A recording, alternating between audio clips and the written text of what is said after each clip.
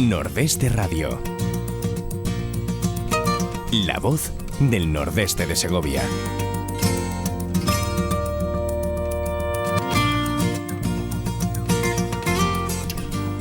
Amigos, muy buenas tardes. Bienvenidos a Nordeste Radio.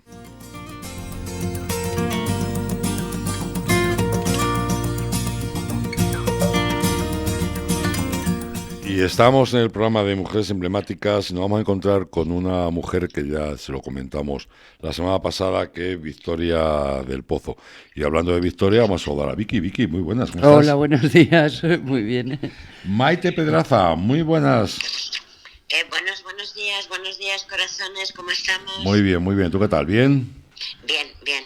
Allí en el confinamiento, en el secuestro este. Tengo un poquito el pelo todavía peor. tengo un poquito más de raíz, querido. Oye, Maite, pero tiene su ventaja, ya te puedes coger coletas otra vez y volvemos a nuestra juventud, ¿no? Voy a cogerme coletas. Claro. Por cierto, he pedido ahora en la peluquería y me han dado para el día 19 de mayo. No sé cómo voy a llegar, y llegaré como el Cristo de Medinaceli. En lugar de con raíces, llegarás con mechas californianas. Sí, tengo mechas californianas, queridos. Oye, noticias, porque con esto del confinamiento, con esto del secuestro, de alguna forma, estamos, pues tenemos más violencia, ¿verdad? Hay bastante más violencia, me da mucha pena, bueno, aparte de que el confinamiento no es confinamiento, o sea, esto es un estado de excepción, pero bueno, enmascarado. Además, ya sabes que la última noticia es que tenemos otros 15 días hasta el día 26, ayer, y yo no llego a entender nada de todo esto, pero bueno, eso es otro tema. Pues la verdad es que sí, ten en cuenta que estamos todos metidos en casa y la gente está viviendo con su maltratador o con su maltratadora. Entonces, si además de tener ese, vamos a decirle, esa personalidad violenta, ahora estás dentro de un confinamiento, estás dentro de cuatro paredes, está el tema económico, estás en paro, no sabes qué va a pasar. O sea, son muchos factores de sumación que tienen ahí.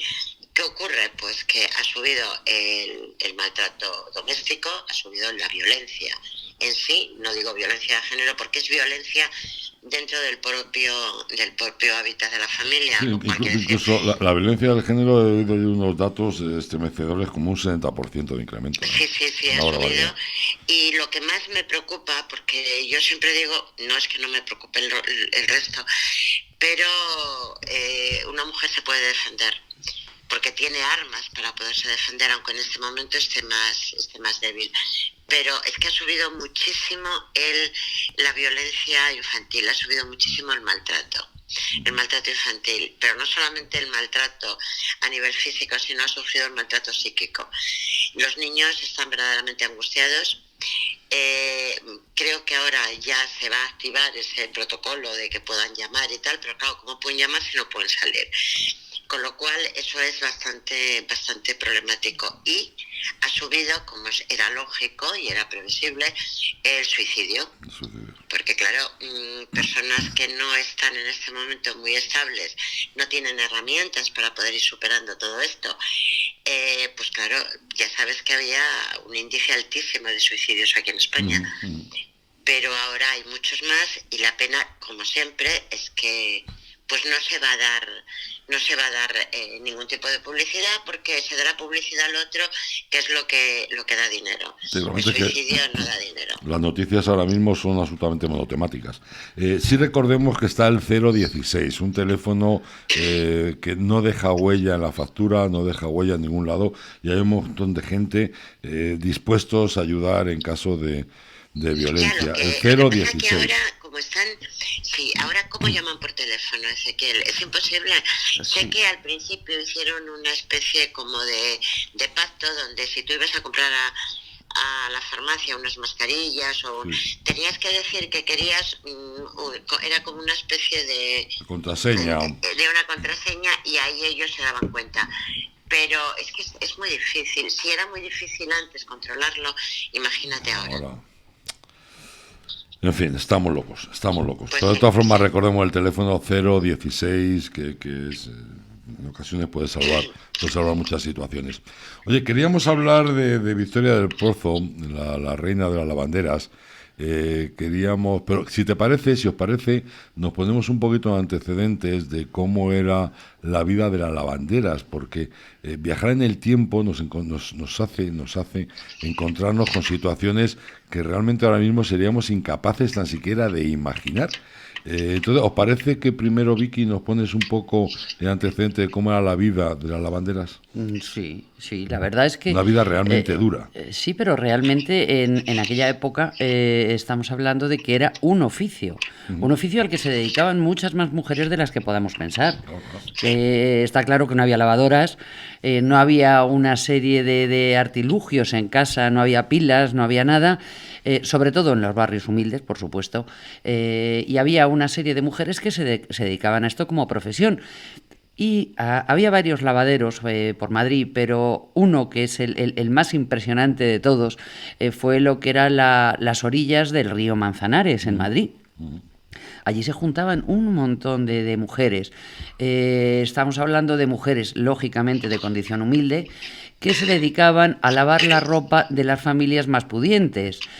Incluso algunas pues se quedaban arriba del río, en la calle, por decirlo de alguna manera, esperando a las carrozas de la gente más importante que llevaba allí la ropa a lavar. Llevaban los criados, llevaban la ropa, se la daban a las lavanderas y ya se dedicaban a lavarla, ¿no? Exactamente, estamos hablando del siglo XVI y había un pregón de los lavaderos del Manzanares. Había algunos que eran propiedad de la villa y se establecían una serie de pequeños departamentos con bancas donde se arrodillaban las lavanderas. De la misma manera, las comunidades religiosas, el ejército, también tenían una serie de lavaderos asignados para ellos. Ay, perdón. Vamos a ver, pero todo esto cambió. Empezó en el siglo XIV. También se utilizaba el río, por supuesto, para baños públicos, pero cuando llegamos a Carlos III, fue la primera persona que se empezó a preocupar de las condiciones de vida de estas mujeres, ¿no? Y mandó construir unos lavaderos cubiertos. Lógicamente, y además una acequia también para poder llevar el agua limpia. Imaginaros cómo estaba la contaminación del agua, los riesgos que había en aquella época de contraer el tifus. Estamos hablando de que había como 7.000 bancas más o menos. 7.000. 7.000 bancas en la orilla del Manzanares. Ya en el siglo XIX. Exactamente.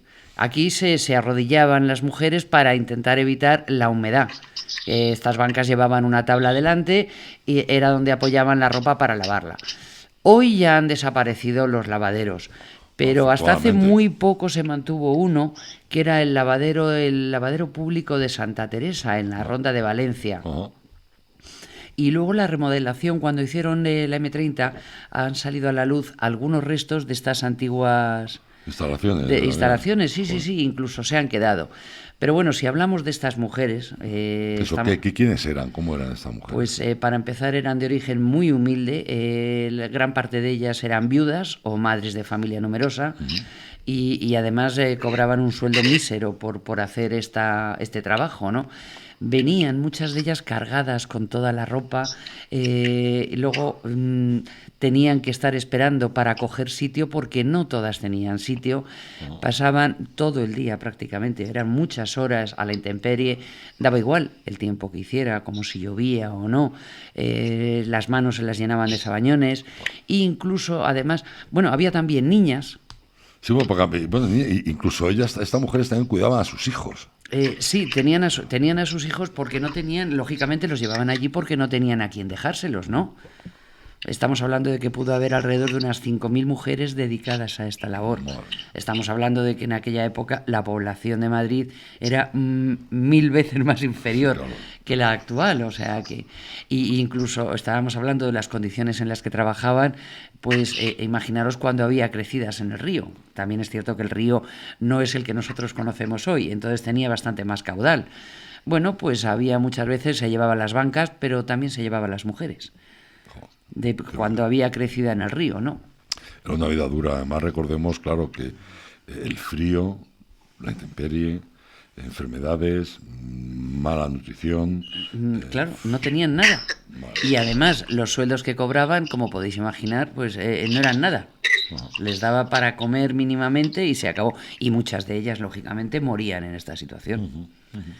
Y bueno, pues llegamos a 1871 y ya nos encontramos con María Victoria del Pozo, y ahí ya le cedo la palabra a Maite, que sé que le gusta mucho hablar de este personaje. Sí, porque esta mujer, recordemos que era la esposa de Amadeo de Saboya, estamos en el siglo XIX. Llega Amadeo de Saboya de Italia después del asesinato. Bueno, realmente lo trajo aquí el general Prim. Al general Prim lo asesinan y entonces se encuentra con que tiene un reino, pero de alguna forma nadie le quiere porque los apoyos que tenía ya no los tiene. Bueno, sea un poco complicado de comentar ahora lo de Amadeo de Saboya y lo de su mujer, la reina consorte María Victoria del Pozo. Pero esta mujer sí aprovechó el tiempo que estuvo aquí para ayudar a gente, ¿verdad, Maite?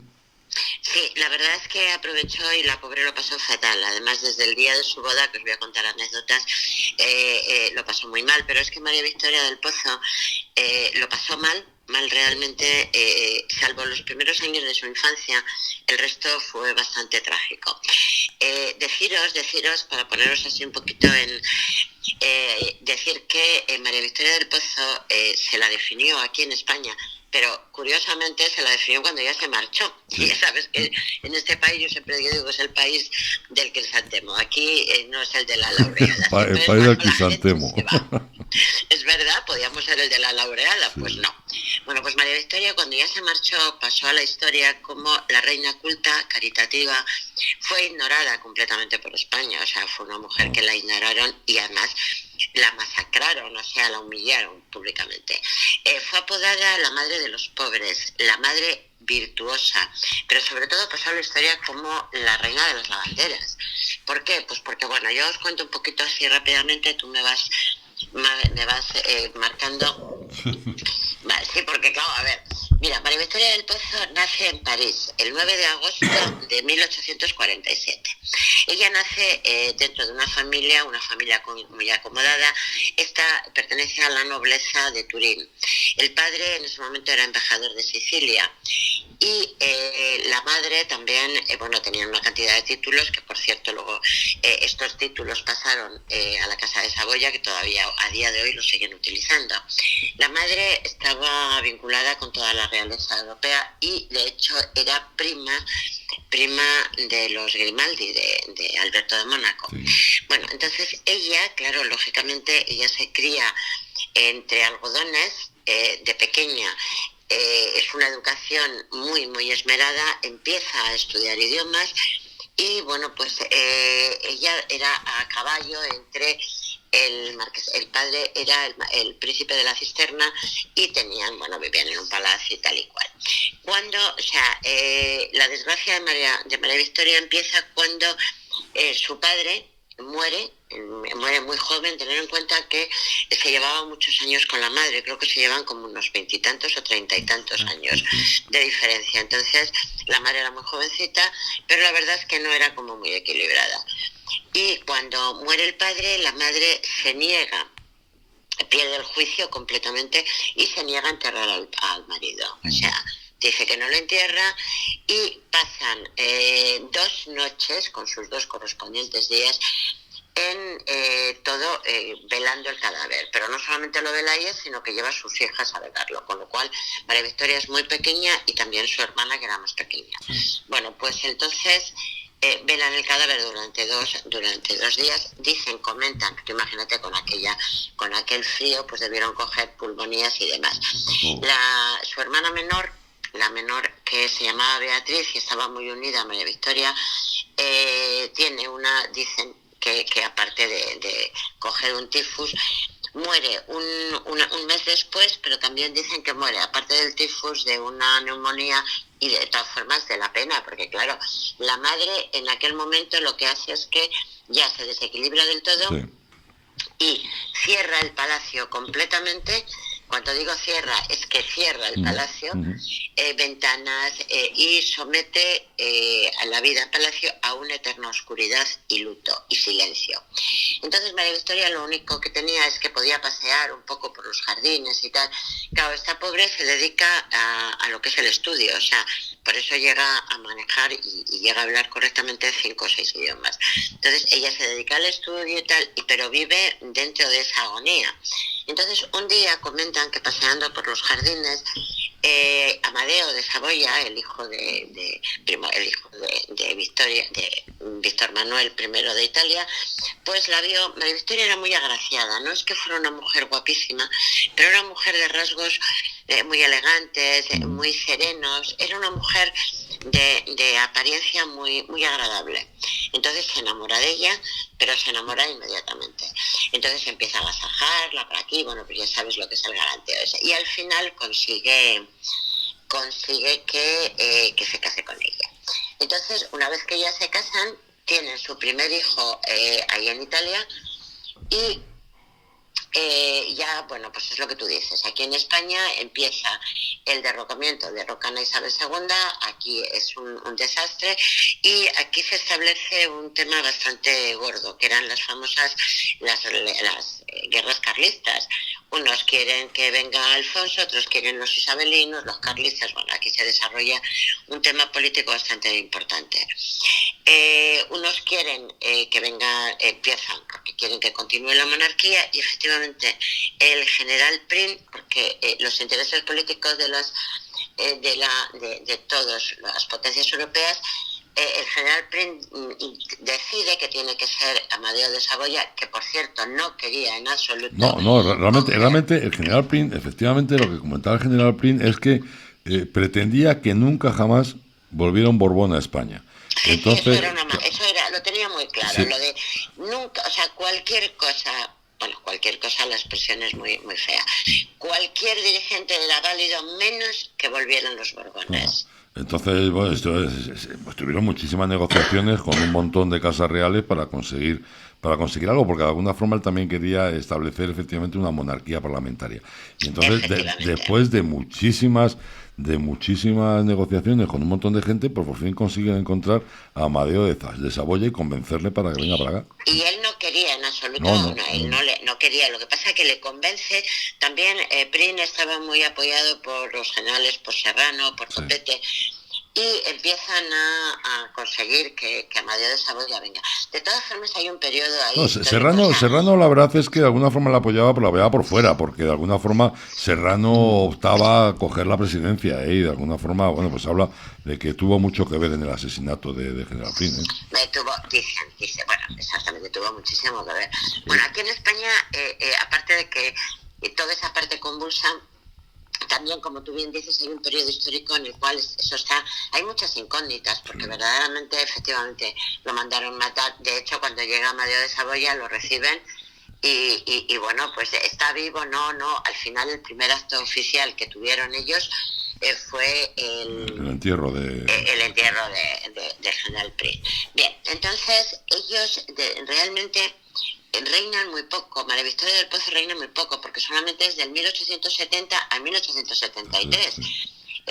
El matrimonio llega, ya te digo, aquí al trono, y María Victoria, ya te digo, ella es una mujer, pues cómo te diría, o sea, era muy inteligente, era una mujer con hábitos muy liberales, pero a la vez muy conservadores.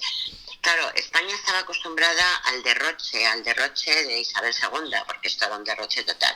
Claro, llega esta reina donde no hay ningún tipo de derroche, donde era una mujer culta, y claro, no consiguen aceptarla y no la aceptan. Dicen que Víctor Balaguer escribió de ella, dice, tiene un resto de rasgos pronunciados, bellamente correctos, el brillo de sus ojos, su mirada penetrante, su voz dulce, cariñosa. Realmente era una mujer muy agradable de trato. Tener en cuenta que sus 2 primeros hijos nacen en Italia, o sea, ella ya venía, que por cierto, primero llegó aquí a Amadeo de Saboya, no pudo venir ella porque estaba prácticamente recién parida, entonces ella vino un poco después. Entonces, ella cae muy bien. Tener en cuenta que Amadeo ni siquiera tuvo el interés de aprender el español. Eso sí, aprendió, como ya sabes que yo siempre digo, las artes amatorias. ¿Sabéis que a María Victoria del Pozo la llamaban la Rosa de Turín? Cuando, sí, fue ella enseguida, era el apodo que tenía, la Rosa de Turín. María Victoria, ya sabes que, os contaba que pasó su infancia a caballo entre el palacio familiar de Turín y el castillo de Reano, donde vivió unos años felices. Pero a partir de la muerte de su padre es cuando ya se desencadena y vive esa vida de luto, pero reacciona, o sea, vuelve a vivir una vida un poco, vamos a llamar, alegre cuando se casa con Amadeo de Saboya. Le dura muy poco, porque Amadeo llega aquí y ya sabes que en el momento que llega a ella la menosprecian, y su marido, no solamente, ya te digo, no tiene ningún interés ni en hacerla feliz, y bueno, las infidelidades eran tremendas. Ya sabéis que entre otras amantes que tuvo su marido fue Adela Larra, la hija del escritor, Francisco José Manuel de Larra. Decían que incluso esta mujer, después de esta mujer llegó una cupletista, llegó no sé quién, llegó no sé cuántas. Bueno, de hecho Adela Larra sale incluso en los episodios nacionales, que la menciona Goya. Cuando en los episodios nacionales de Benito Pérez Galdós. Bueno, cuando sube al trono, ella no consiguió asumir nunca los roles de ese rol que cabía en una reina. La aristocracia española estaba acostumbrada, insisto, al derroche que tenía y el alarde de Isabel II. Entonces, María Victoria del Pozo no solamente no malgastaba ningún dinero del erario público, sino que dedicó parte de su fortuna, la parte de su fortuna personal, a la beneficencia. Era una mujer con unas fuertes creencias religiosas. Ya os digo que hablaba 5 o 6 idiomas. María Victoria fue una reina muy, muy efímera. Era desconocida, pero sin embargo era muy culta. Ella causa al principio muy buena imagen en los diputados españoles, porque tenía, ya os digo, esa apariencia agradable, ella sabía hablar muy bien. Entonces, todos salieron prendados de ella, pero luego poco la ayudaron. En ese momento España estaba muy, muy convulso. Ella era extranjera en una tierra que jamás supieron valorarla. Ella soportó amoríos de su marido, la humillación de la aristocracia y el perpetuo temor a tener un atentado. Tener en cuenta que María Victoria hay un momento determinado donde cuando estaban reinando, tienen el 18 de julio exactamente, 18 de julio de 1872, cuando salieron a pasear en carroza por el Retiro. Eso lo hacían bastante a menudo. Bueno, pues cuando de regreso por la calle Arenal, ante la iglesia de San Ginés, donde tomamos los churritos, ahí enfrente, bueno, pues un coche se cruzó en su camino mientras les disparaban desde ambos lados de la calle. Amadeo dicen que se tiró al suelo protegiendo con su cuerpo a la reina, que en ese momento estaba embarazada de su tercer hijo.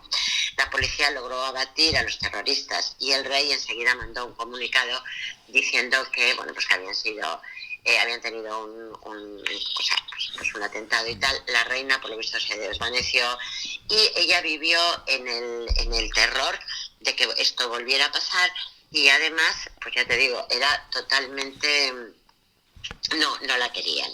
La capital, ella centró, entonces lo que hizo fue centró todos sus esfuerzos en diversas obras de caridad y decidió que jamás se interesaba por la política. Y ahí es donde realmente entra en contacto y es el nexo de unión que tenemos entre las lavanderas y María Victoria del Pozo. Si te parece, me dejas un segundito que nos va a poner una cosita Claudia y hablamos ya de esa unión entre la reina y la lavandera, ¿vale? Eso es, vale. Un segundito. Por ti, por tus seres queridos, por los que combaten el virus, por quienes cuidan a los enfermos, por quienes sirven a los que más lo necesitan, por quienes trabajan para hacer llegar los bienes más esenciales, por quienes mantienen el orden público y hacen cumplir las normas, por quienes están en el hospital y desearían poder quedarse en casa como tú, porque el abrazo, los besos y las risas del reencuentro lleguen lo antes posible. Quédate en casa. Diputación de Segovia, siempre contigo.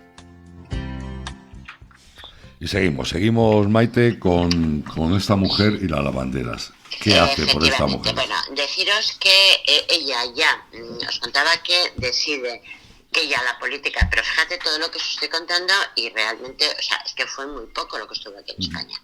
Una de las cosas que le hace, fíjate lo que debió ser para ella, que ya venía aquí a España, pues bueno, quiso realmente a España y bueno, pues una de las cosas peores que le hicieron, bueno, le hicieron muchas cosas, pero toda digamos, la aristocracia se propuso en un momento determinado hacerle el vacío, no solamente a ella, sino a la pareja real.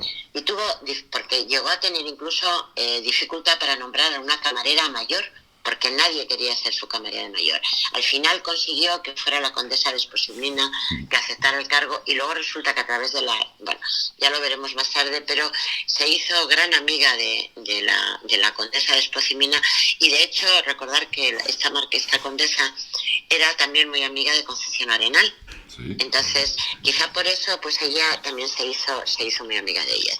Bueno, deciros que, fijaros cómo la maltrataban psicológicamente, que un día la reina volvía un día venía de paseo tranquilamente y las damas, una serie de damas liberadas por la princesa Sofía Turbeskowski, esta era esposa del duque de Sesto, se pusieron todas de acuerdo para lucir ese día la clásica mantilla española, poniendo en un lugar muy visible, bueno, una cantidad ostentosa de flores de lis, en pedrería o recortadas en tela de fieltro y terciopelo. Este hecho se conoce y se conoció siempre como la rebelión de las mantillas. Entonces, captando el rechazo que le había demostrado María Victoria del Pozo, lógicamente no volvió a salir más por el Paseo del Prado. Quiero decirte que imagínate cómo la estaban tratando. Es que el Paseo del Prado por aquel entonces era el escaparate, donde la gente salía para ver y dejarse ver. Claro, y entonces ahí le hicieron, pasó la historia. También iba ahí la de Larra, Claro. Ten en cuenta que ella también era de armas tomar, o sea, me refiero que apuntaba maneras. Bueno, pues aquí empieza ya cuando ella se vincula, ella ya desaparece de la política y se dedica realmente a lo que le gusta, que son las obras de la caridad, y para que luego también digan que bueno, a nivel político es que hay una serie de cosas. Ella lo primero que hace es poner la Orden Civil de María Victoria. Durante su reinado se creó la Orden Civil de María Victoria, instituida por Real Decreto el 7 de julio del 1871. Esta orden premiaba los servicios a las instituciones públicas. Bien creando, dotando o mejorando establecimientos de enseñanza, publicaciones de obras científicas, literarias, artísticas, fomentó las ciencias y las artes, la literatura, la industria. Pero fíjate qué curioso que ella crea esta orden y además, pues bueno, con un patronazgo en el cual pues se premiaban esta serie de cosas, y rápidamente en el momento tuvo una vida cortísima. Fue disuelta tras la proclamación de la Primera República por decreto el 7 de mayo de 1873 bajo la firma del ministro de Fomento Eduardo Chao Fernández.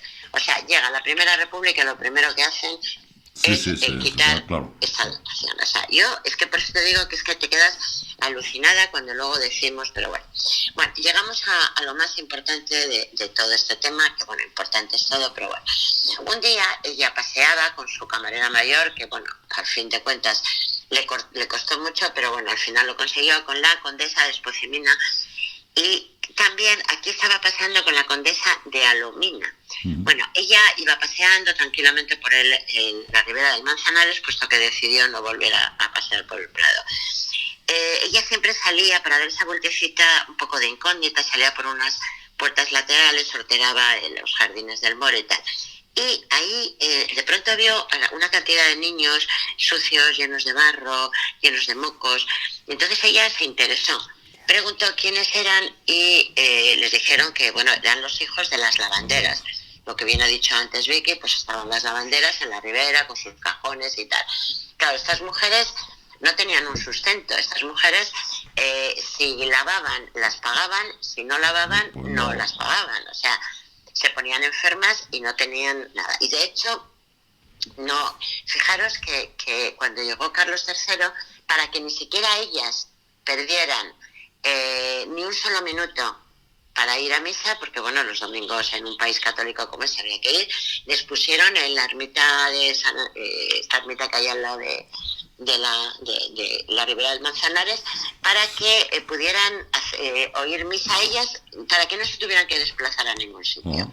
O sea, donde está ahora mismo la pradera de San Isidro. Bueno, sí. Pues además también tuvo mucho que ver, sobre todo la mujer del Marqués de Vadillo, por aquel entonces era alcalde de Madrid. Sobre todo su mujer también contribuyó mucho a eso, sí. Contribuyó, la de Vadillo contribuyó mucho a que ellas no perdieran ni un solo momento de su trabajo. Y entonces las dio, pues bueno, su obligación, llamémosle religiosa, y contribuyó en hacerles esa capilla para que ellas no perdieran tiempo, llegaban, oían misa y se iban. O sea, fue buena, pero bueno, bien.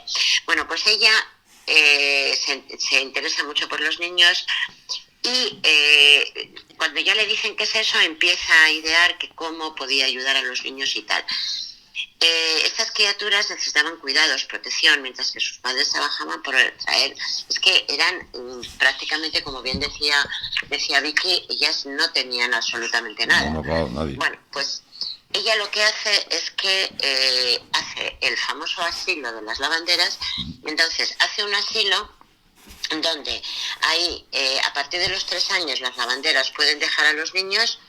También crea un mini hospital, porque había una serie de camas por si ellos se ponían enfermos, o si las lavanderas se ponían enfermas, podían también que las pudieran cuidar un poco.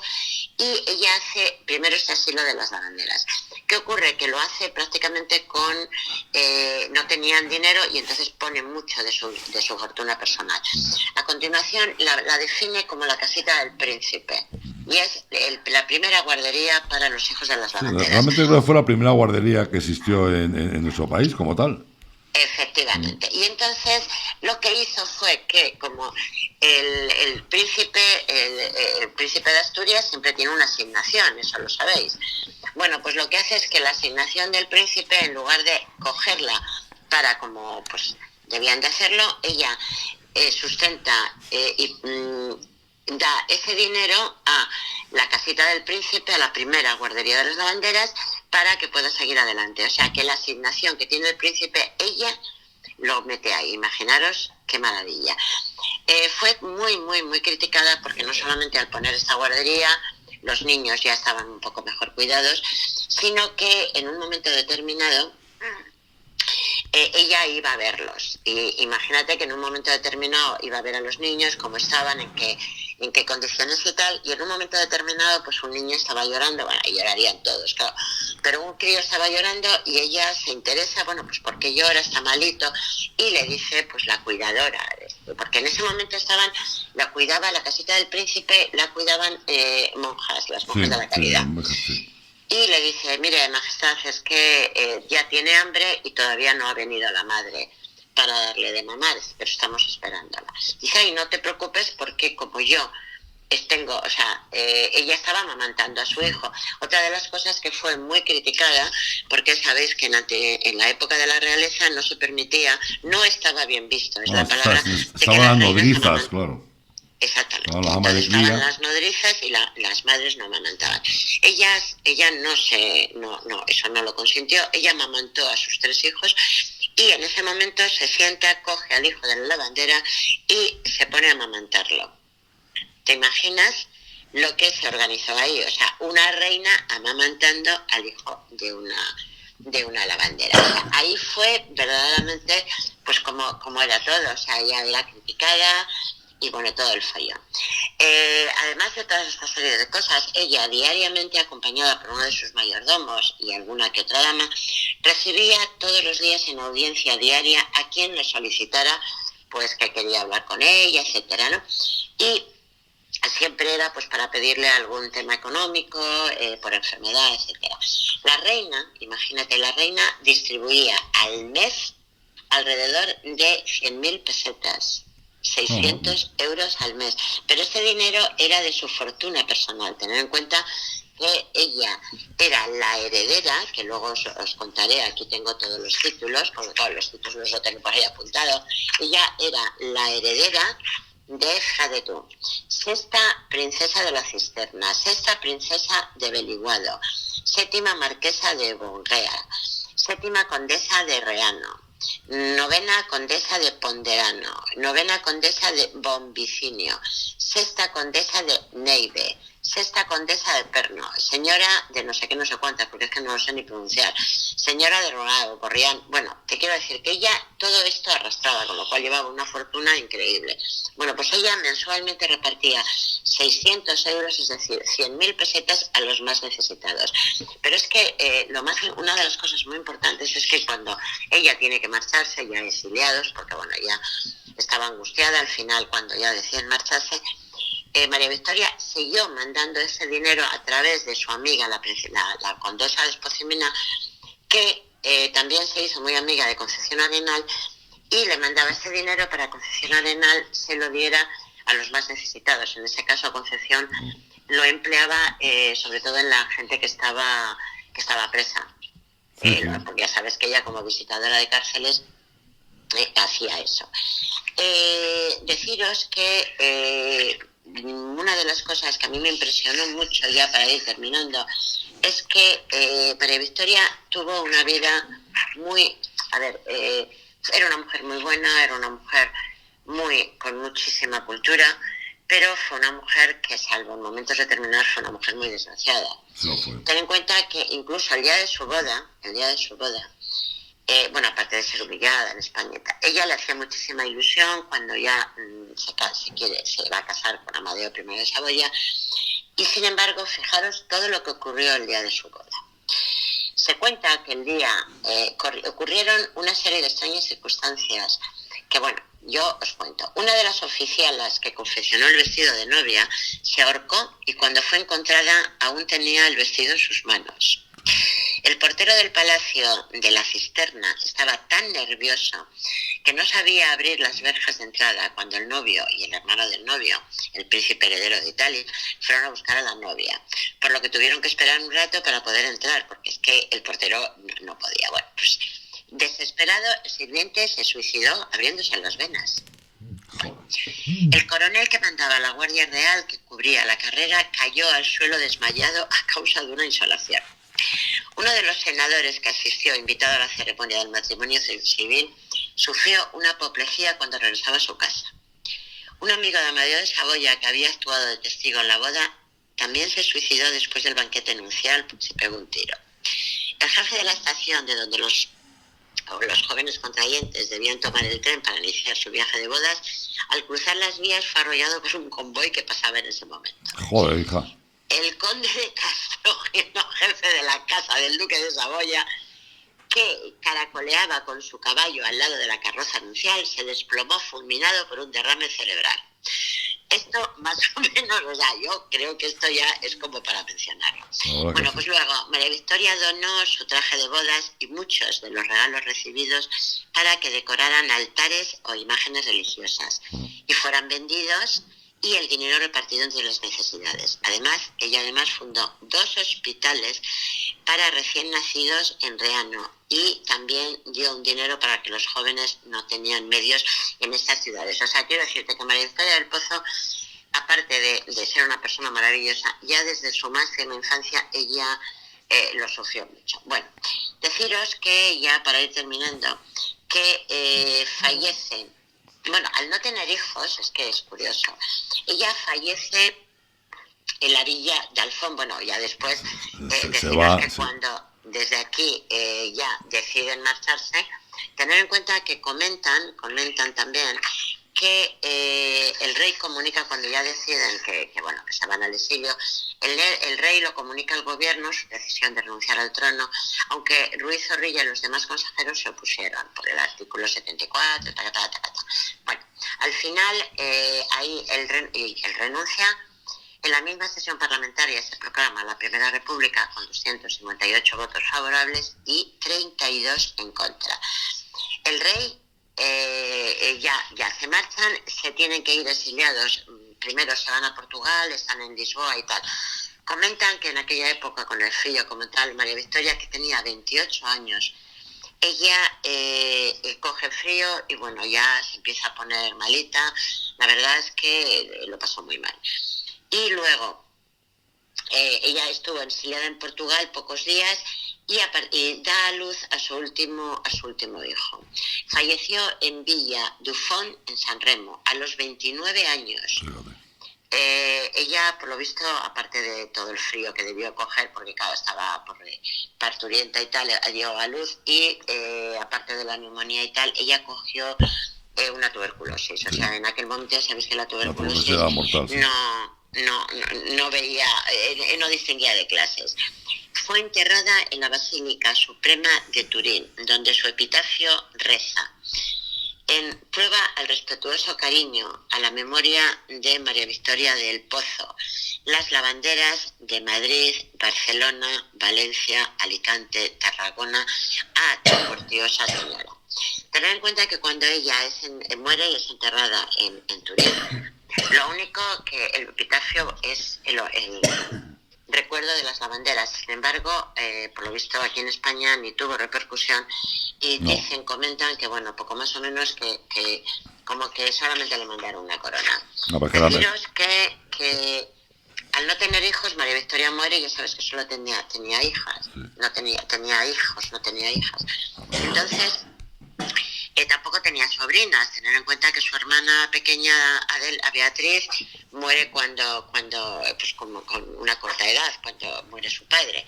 Entonces, al no tener sobrinos tampoco carnales, ella dispuso que en caso de morir, toda la parte de sus joyas, sabéis que en aquella época las joyas nunca iban a los hijos sino a las hijas, entonces deja todas sus joyas a su sobrina política, que se llamaba María Leticia Bonaparte. Esta era hija de su cuñada Clotilde. Bueno, pues le deja sus joyas y curiosamente, menos mal que María Victoria nunca lo supo, porque su mujer,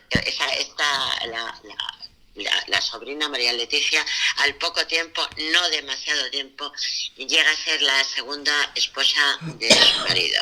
Se casa con Amadeo de Saboya, aunque no duró tampoco mucho, porque también fue en muy poco espacio de tiempo, también murió. Deciros que, ya para terminar, que ni siquiera cuando... Es la cuarta vez que terminas, ¿eh? ¿Cómo eres? Desde luego. Bueno, ya hablaremos tú y yo cuando tengamos el confinamiento. Sí, como que yo me atrevo a decir esta cosa de persona, no fastidies. Bueno, deciros que ni siquiera cuando renuncia al trono, cuando llega al exilio, comentan que incluso el discurso que da Amadeo de Saboya fue escrito por María Victoria del Pozo. Uh-huh. Y a día de hoy, insisto, con todo, acordaros todos los títulos que tenía María Victoria, esos títulos al morir, al no tener ella no tenía hermanas y tal, todos esos títulos pasan a pertenecer a la casa de Saboya. Con lo cual, a día de hoy, los herederos de la casa de Saboya siguen utilizando los títulos de María Victoria del Pozo. O sea que cuando hablamos de que María Victoria del Pozo, ya todo el mundo conoce a María de Saboya. Bueno, pues María Victoria era realmente, para mí, la persona más importante. Aristócratas, siguen utilizando sus títulos, en fin, toda esa serie de cosas. Pues deciros ya que termino, que por todo ello, por sus obras, por su vida, la verdad es que para mí es un personaje que me encanta, y lo que más me emociona es el epitafio. El honor a la madre de los pobres y el agradecimiento de todas las lavanderas de Madrid. Además tú fíjate, por aquel entonces el sentido de miseria, el sentido de pobreza, no había una conciencia social de ella. Y si no, ver a Vicky, por ejemplo, cómo lo pinta Goya. Sí, la verdad es que hemos estado viendo un montón de imágenes que están que circulan por internet con el tema de las lavanderas. Realmente no hemos podido traerlas al programa por aquello de los derechos, porque no sabemos exactamente si corresponden a alguien o no, pero sí nos encontramos, y eso creo que lo conocemos todos, que Francisco de Goya fue el primero que empezó en sus cuadros a plasmar escenas de las lavanderas. Incluso hizo un cartón para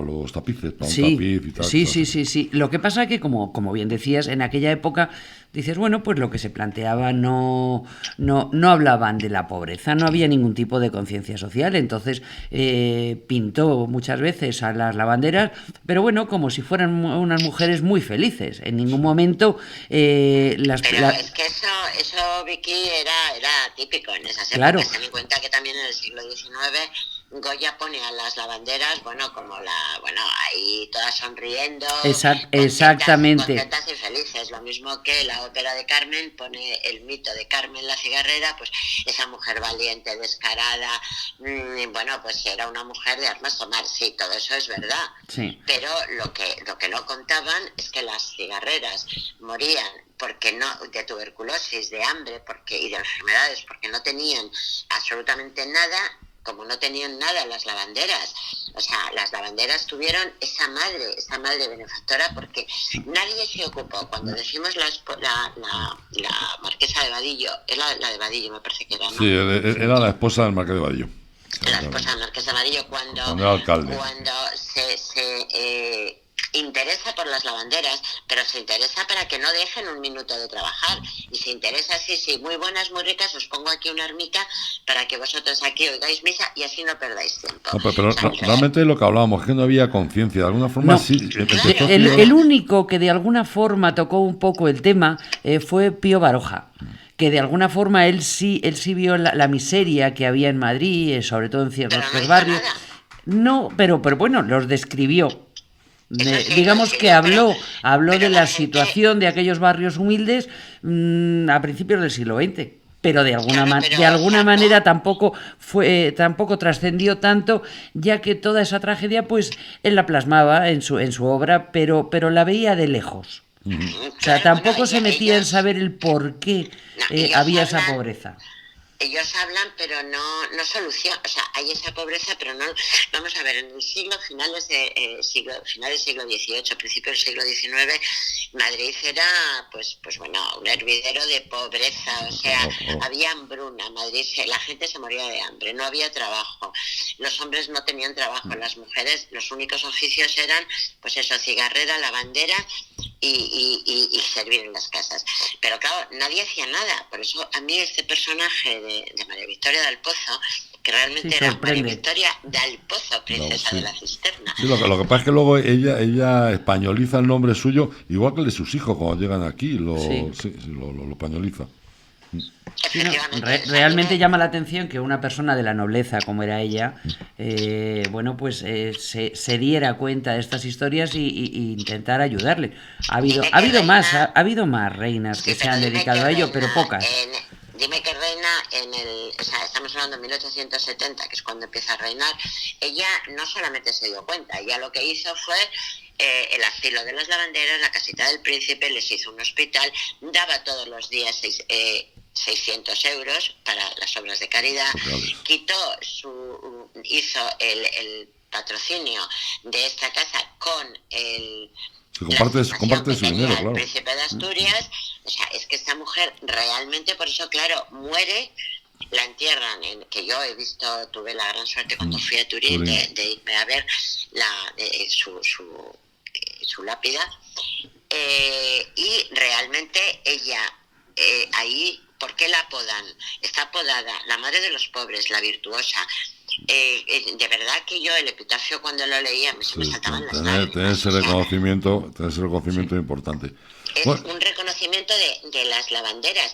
También es cierto que que alguien tenía, o sea, para mí esta mujer, por eso quizá también, o sea, la quiero mucho y la admiro mucho, no solamente por todo lo que hizo, sino porque para todo lo que hizo, qué olvidada es. Porque tú preguntas ahora mismo... Bueno, pero de alguna forma, Maite, eso ha pasado con multitud de personajes que han pasado por nuestra historia. Sí, bueno, Y claro, sobre no todo en me aquella suena. época, si eran mujeres, bueno, pues pasaba desapercibido. Ahora es cuando se está rescatando, llevamos ya una serie de años, gracias a Dios, que se está rescatando un poco la historia tal como fue. Tal como fue. Personajes tan importantes que han pasado por nuestra historia. Para eso Exactamente.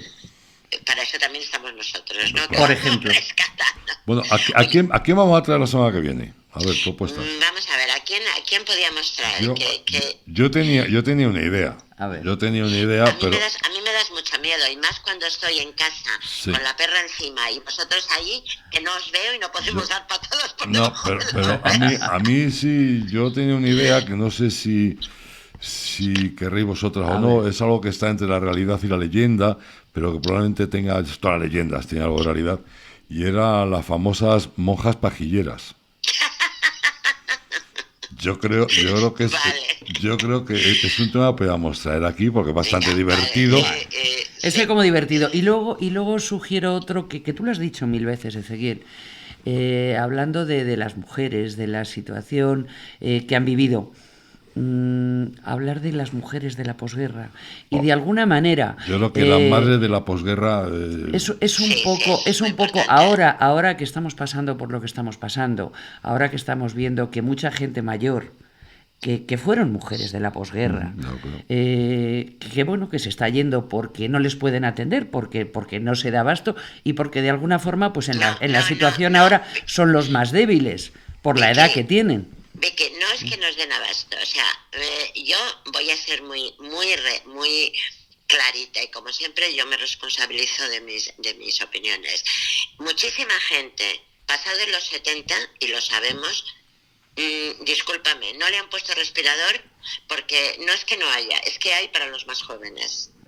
O sea, Pues se han entonces, seleccionado, Maite, con más razón, yo creo que les debemos un pequeño homenaje a esta serie de mujeres, a esta serie de personas que estuvieron en la posguerra, que sacaron adelante las familias, Lo llevo porque en muchos diciendo- casos no había padres. Yo me habéis oído decirlo muchas veces y sí, merecen que le hagamos un homenaje a la madre de la posguerra. Yo creo que de la guerra y de la Sí, posguerra. lo que hacemos. creo que fue La semana que viene entonces...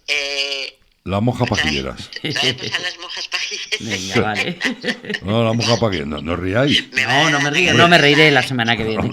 Hombre, Mañana va a ser divertidísimo. Bien, busco por ahí que lo tengo yo un trabajo hecho de las famosas monjas pajilleras. Vamos a las monjas Oye, pajilleras. y otro día, si os parece, es que me ha venido a la mente y además a mí es un tema que me gusta mucho, pero que ya sabéis que yo siempre ando a caballo a veces de esa parte mitológica, esa parte, bueno, un poco ocultista que a mí me gusta mucho. Y cuando has estado hablando, Vicky, de las lavanderas de la ribera, de los cajones, de todas esas cosas, ¿por qué no traemos poco, si os parece, a las lavanderas de la noche? no, pues también. Esos Pues personajes también. oníricos, donde es que a mí dentro de Es que no hay tanto que se puede contar A mí- y que a ha mí pasado ese- desapercibido. esa parte de las lavanderas oníricas que venían, que se pasaban toda la noche lavando, o sea, son personajes lógicamente pero- mitológicos, ¿no? Sí. Lavando las sábanas blancas llenas de sangre, porque tenían que la sangre nunca terminaba de irse, porque tenían que purgar sus pecados. A mí esa parte es muy divertida, la podemos Pues venga, hacer pues otro día. junto con Sí, bueno, lo mezclaremos con otra cosa y podemos sacarlo. Venga, lo hablamos luego y lo decidimos. Pero de momento, la semana que viene, las monjas pajilleras. Que Bueno, eso- yo solamente una anécdota, un una apunte. anécdota curiosa. Con el tema de las lavanderas, lo que hablamos de que no nos hacemos a la idea de hace un siglo o siglo y medio, somos incapaces. cómo era la vida, decir que para que se hagan una idea, el agua corriente en los domicilios, en Madrid, en ningún sitio de Madrid, no llegó hasta mediados del siglo XIX. Y no, por supuesto, a todas las casas, sino a algunas. Pero ahí fue cuando empezó a llegar el agua a los domicilios de la ciudad. Nada más, se acabó y me voy. Muy Impresionante. bien. Pues chicas, Maite, Vicky, ha sido un placer estar con vosotras. Hasta el próximo día. Hasta el próximo día. Trae a las... Sí. No te rías antes de tiempo, Maite. Hasta la semana que viene, anda, Maite. Hasta la semana que viene. Son cosas que pasan y ya está, hay que Adiós, contarlas. Claudia. Claudia, un abrazo muy fuerte, muchas gracias. Amigos, un abrazo desde que el Tiñaque. Hasta mañana. Nordeste Radio. La voz del nordeste de Segovia.